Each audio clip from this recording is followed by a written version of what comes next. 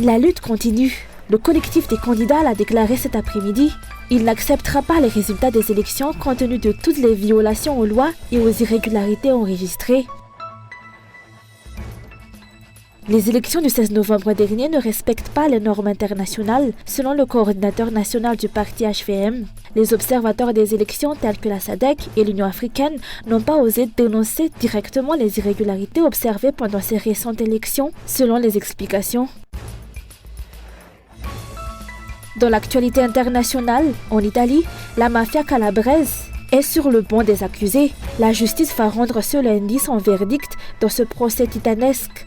322 personnes jugées. Les interrogatoires ont duré des milliers d'heures. Retour sur ce procès qui mêle mafieux, politiciens, avocats, hommes d'affaires.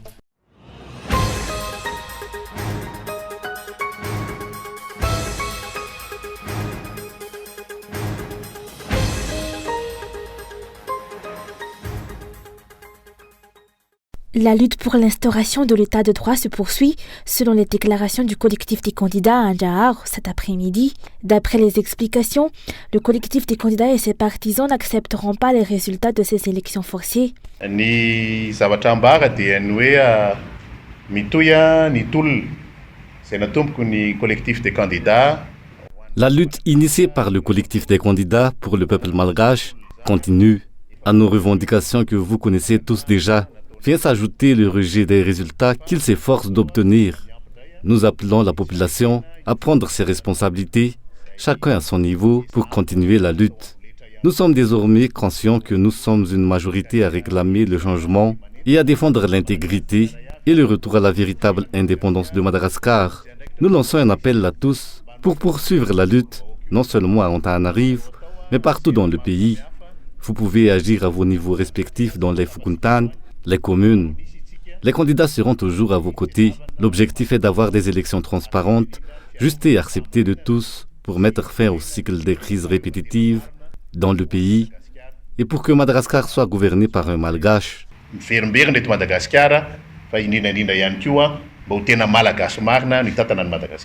Les actes de tromperie des dirigeants envers le peuple malgache sont nombreux, d'après le collectif des candidats.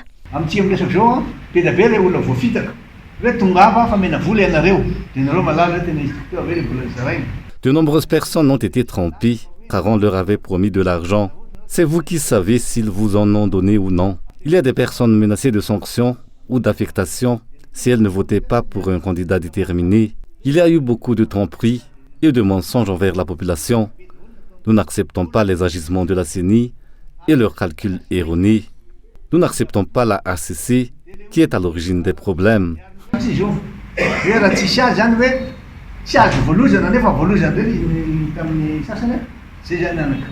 Face aux intimidations exercées par le gouvernement sur tous ceux qui osent s'exprimer, le collectif des candidats a soutenu que la Constitution autorise la liberté d'expression. Par conséquent, il ne reculera pas devant ces tentatives de répression.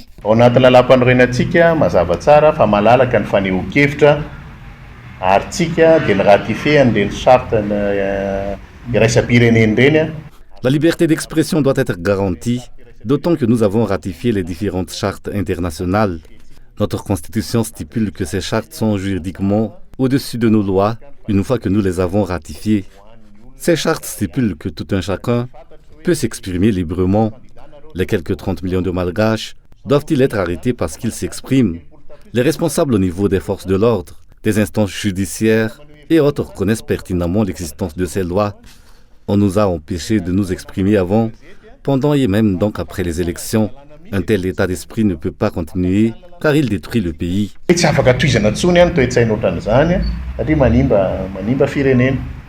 Cette lutte est celle du peuple malgache, d'après le collectif des candidats. Elle continuera même si les élections ont déjà eu lieu, d'après les explications.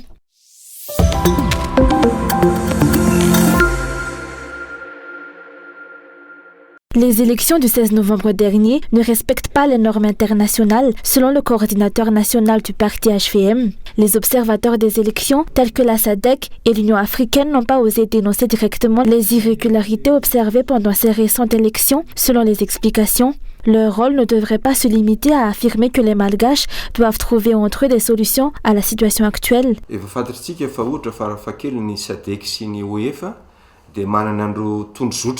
Les observateurs électoraux disposent d'une liste de procédures électorales avant les élections. Ils ont déclaré que certains points de leur procédure n'ont pas été respectés. Nous avons espéré que ces points pourraient être invoqués comme motif pour déclarer que les élections ne sont pas crédibles. Selon notre interprétation, s'ils avaient suivi une logique basée sur les irrégularités observées, telles que le manque d'enthousiasme du peuple et le manque de professionnalisme de la CENI, ils auraient dû déclarer que ces élections ne respectent pas les normes internationales. Ils auraient pu souligner que les Malgaches devraient discuter pour trouver des solutions à cette situation. C'est ainsi que nous interprétons les propos des observateurs, contrairement à certaines interprétations selon lesquelles les élections sont acceptables, mais les Malgaches devraient s'entretenir pour instaurer la paix.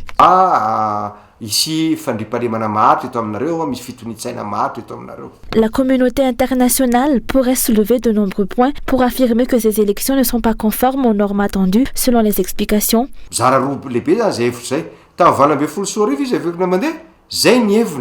En 2018, les observateurs internationaux avaient déclaré que les élections s'étaient bien déroulées et avaient encouragé les parties à discuter entre elles. Cependant, cette fois-ci, la situation est différente en raison de l'augmentation significative du nombre de personnes qui se sont abstenues et des nombreuses violations de la loi commises avant les élections. Ces éléments ne correspondent pas aux normes qui permettraient aux observateurs de reconnaître une élection dans un pays membre de leur organisation, tels que l'OIF, la SADC et la COMESA. La situation s'est considérablement éloignée des lignes directrices établies. C'est pourquoi il est demandé aux observateurs de ne pas rester vagues et d'affirmer directement que ces élections ne sont pas conformes aux principes édictés. Je répète qu'on ne devrait pas accepter la deuxième interprétation, selon laquelle ces élections doivent tout de même être acceptées. Les Malgaches sont appelés à réagir pour appuyer ce principe.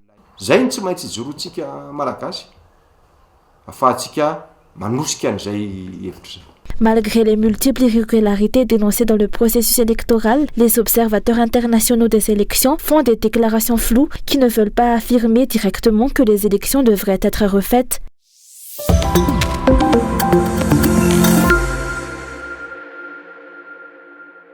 Les citoyens ont choisi de s'abstenir de voter lors de la récente élection présidentielle car ils estiment que les principes de l'état de droit dans le pays ont été totalement bafoués. En plus, des irrégularités observées tout au long du processus électoral orchestré par la CENI, notamment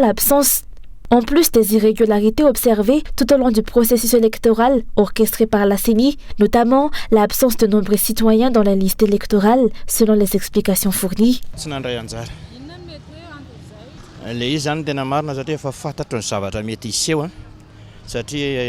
Je n'ai pas participé au vote car la situation était prévisible. Les multiples irrégularités perpétrées par le régime ont été manifestes. Heureusement, des appels à l'abstention ont renforcé ma décision initiale de ne pas voter. Mon abstention découle de la conviction que l'issue des élections a été prévue d'avance.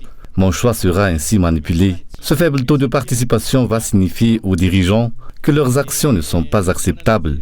Mon souhait est la tenue d'élections transparentes, ce qui malheureusement ne semble pas être le cas à la lumière des résultats provisoires actuels, et cela risque de ne pas favoriser la paix. Il pourrait être bénéfique d'envisager une table ronde pour apaiser les tensions dans le pays.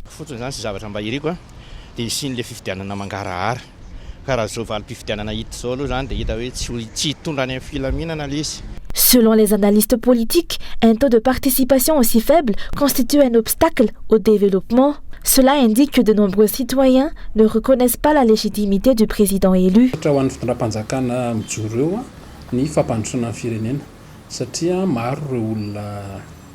Un faible taux de participation représente un défi pour le développement du régime qui sera en place. La légitimité d'un président reconnu facilite sa gouvernance et le chemin vers le développement. Les personnes qui se sont abstenues deviennent un poids pour ce régime, entraînant davantage de critiques que de soutien chaque fois qu'il prend des décisions ou fait des déclarations.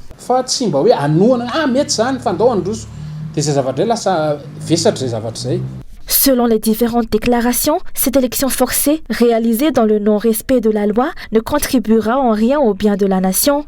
Le faible taux de participation indique déjà que les citoyens n'ont aucune confiance envers les entités responsables à des élections, telles que la CENI et la HCC.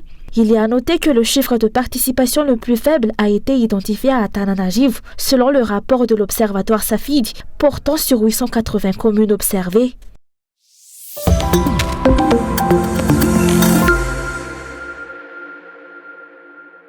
Les manœuvres visant à gonfler le taux de participation aux élections du 16 et à augmenter les voix en faveur du candidat numéro 3 sont nombreuses et commencent dès les petites localités. Dans le Fuktan d'Apas, commune rurale de Mourndave, un vote a été le sujet de nombreuses discussions en raison d'une croix à la fois sur le numéro 3 et d'un trait également sur le numéro 4.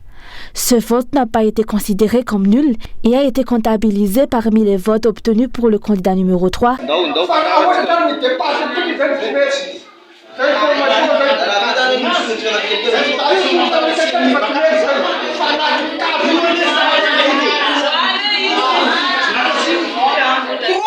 Ce n'est pas un cas isolé. Selon les explications, de nombreux votes blancs ont été comptabilisés parmi les voix obtenues pour le candidat numéro 3, non seulement dans le Fuktan d'Apas, à Mourndave, mais dans la plupart des bureaux de vote de l'île, en particulier dans les zones rurales.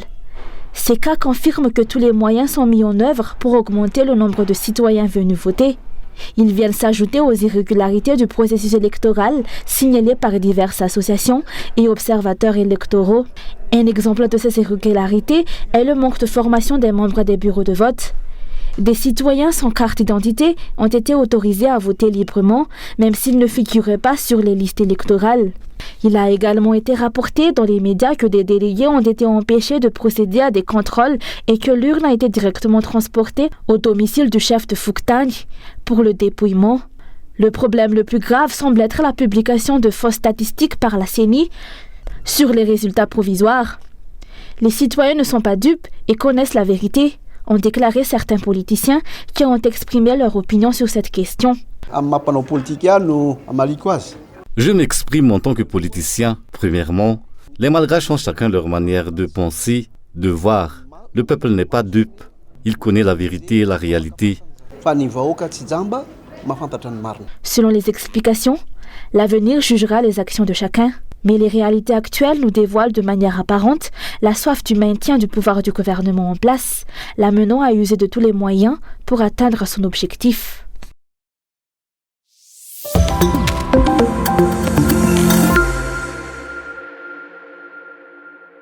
L'association BAM, rassemblant les ethnies Betsileo, Tanjoui, Atesak, Atemour, Atanoussi et Makou, a fait savoir qu'elle s'opposera vigoureusement aux velléités d'arrestation par le gouvernement de la présidente de l'Assemblée nationale, Christine Razanamassou, ainsi que de Moussa Roundef, ancien Premier ministre. Dans une déclaration aujourd'hui, ils mettent le gouvernement en garde. Les membres de l'association estiment que l'arrestation de personnes qui luttent pour l'établissement de la justice est inacceptable.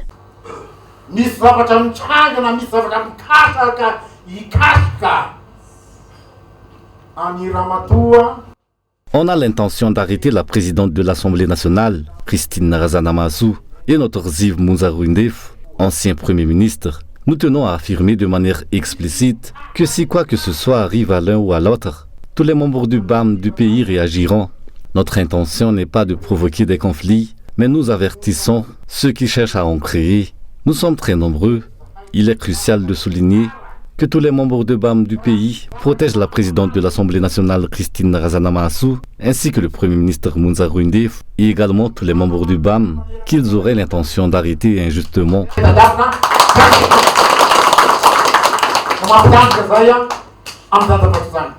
L'intention d'arrêter Christine Razanamassou, présidente de l'Assemblée nationale, est motivée par son initiative de médiation pour sortir le pays de l'impasse politique actuelle. De même, Moussa Roundef, l'ancien Premier ministre, est visé en raison de sa participation à la manifestation organisée par le collectif des candidats à Tsonzumbe, selon les explications.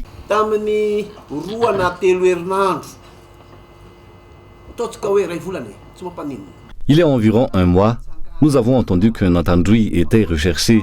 L'ordre était de l'arrêter, voire de le tuer si nécessaire. Ultérieurement, il a été révélé que cette personne était Moussa Roundef. La raison invoquée était sa présence à Tsonzumbe. Il s'y est rendu parce qu'on l'y a invité. Pourquoi veut-on l'arrêter, voire le tuer pour cette raison? Par la suite, une opération a été lancée pour arrêter Christine Razanamassou, présidente de l'Assemblée nationale. Et son nom utilisé pour cette opération a été modifié. Depuis quand notre société a-t-elle tant changé? Où sont passées nos valeurs et le respect qui font notre identité? De simba veny fiarahamonina malagasy, de simba veny fanajana amitsika samitsika. L'association BAM a fermement déclaré son refus de tolérer les intentions d'arrestation injustes et a affirmé son engagement à défendre les personnes qui en sont victimes. Elle a également souligné que le gouvernement ne devrait pas attiser la colère du peuple car cela va engendrer plus de troubles dans le pays.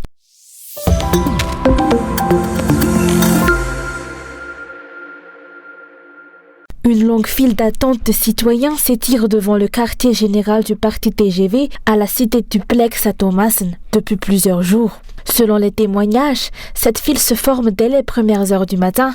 La plupart des personnes qui attendent sont des femmes accompagnées de jeunes enfants, des veuves et des femmes âgées.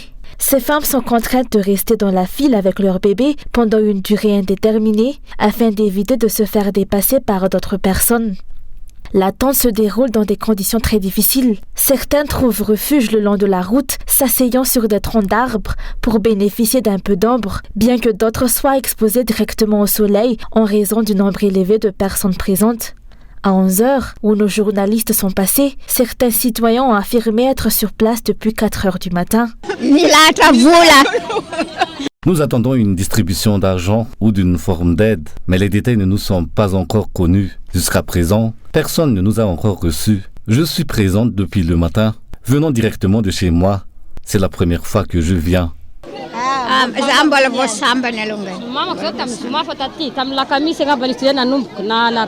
C'est ma première visite, mais ma mère est déjà venue vendredi. Elle n'a rien reçu jusqu'à présent, mais on a pris ses informations personnelles. Il n'est pas encore question d'argent, mais son nom et son numéro de téléphone ont été enregistrés. Selon ces informations, les citoyens rassemblés devant le quartier général du parti TGV ne savent pas ce qu'on va leur donner, de l'argent ou d'autres formes d'aide. Ils répondent seulement aux instructions qu'ils ont reçues au niveau du Fuktan et remettent leur carte d'identité et leur numéro de portable lorsqu'ils font la queue. On leur demande de revenir le lendemain pour recevoir une petite note avec la remise de leur carte d'identité. L'usage de cette note reste inconnu, mais on conseille aux citoyens de la conserver en bon état. Beaucoup de ces personnes se plaignent de la faim car elles ont quitté leur domicile tôt le matin. Elles attendent dans la file jusqu'au soir sans avoir pu se nourrir.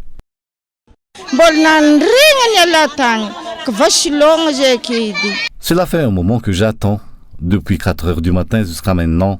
Nous ne savons pas exactement en quoi consiste l'aide, mais on a demandé aux personnes âgées en difficulté et même aux jeunes de venir ici, alors nous sommes venus. Selon les habitants, cette file d'attente s'est formée depuis maintenant une semaine, du petit matin jusqu'au soir.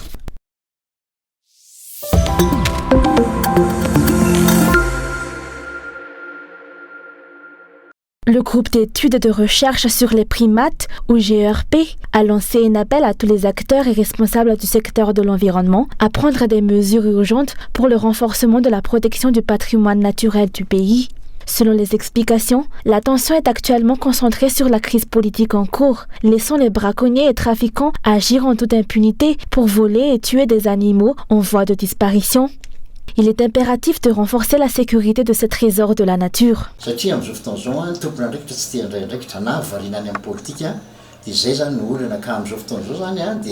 Actuellement, les responsables semblent réticents à prendre des mesures ou sont trop focalisés sur la politique.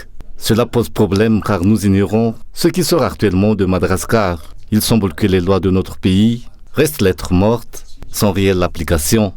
Les responsables gouvernementaux devraient être des modèles en matière d'application des lois. Si les gens voient que même les autorités ne respectent pas la loi, ils agiront de même. Je redoute particulièrement, en cette période de tension électorale, la persistance de trafic illicite d'animaux ou de plantes. Ce phénomène a toujours été observé pendant les périodes électorales. Il serait rassurant d'avoir un responsable capable de garantir l'absence de tel trafic ou de confirmer que des mesures efficaces ont été prises pour les prévenir.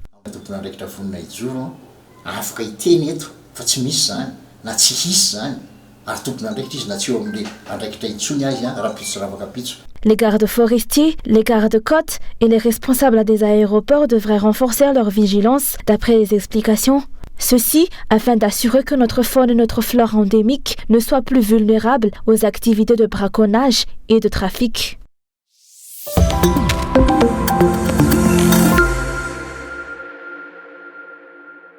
Miss Beauty Pulpeuse 2024 est et restera Carla.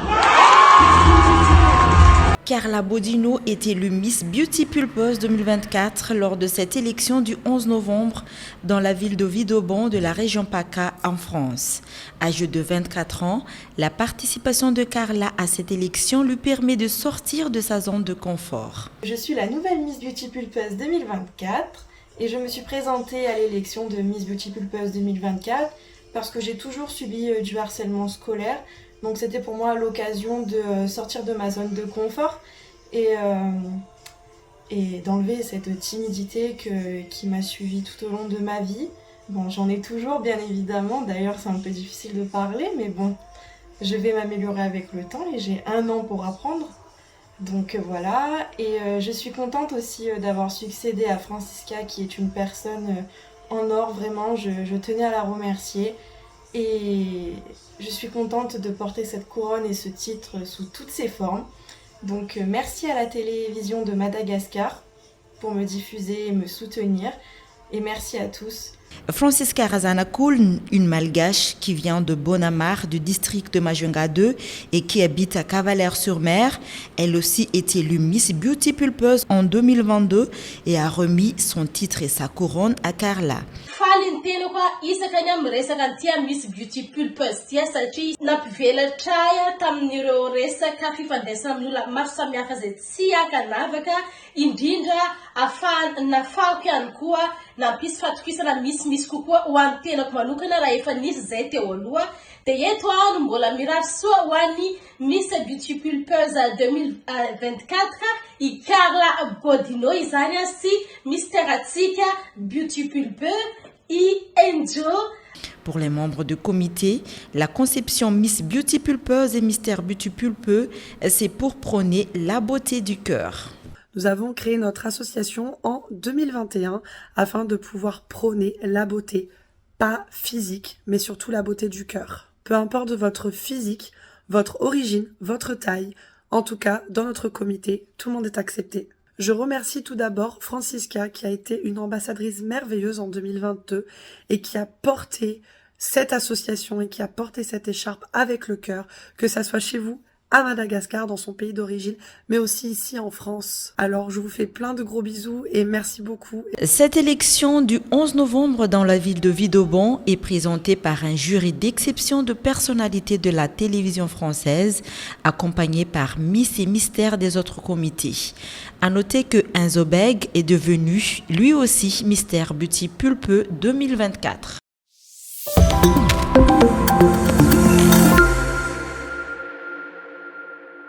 C'est un procès hors norme qui touche à sa fin.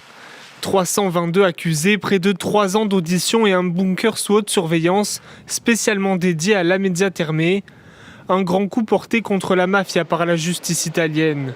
Plus précisément contre l''Ndrangheta qui règne sur la Calabre, région située à l'extrémité sud de l'Italie. Une mafia d'envergure internationale présente dans une 40aine de pays et qui contrôle le trafic de cocaïne en Europe. L'un de ses parrains, Luigi Manusco, 69 ans, fait partie des accusés. L'impact de ce procès est énorme.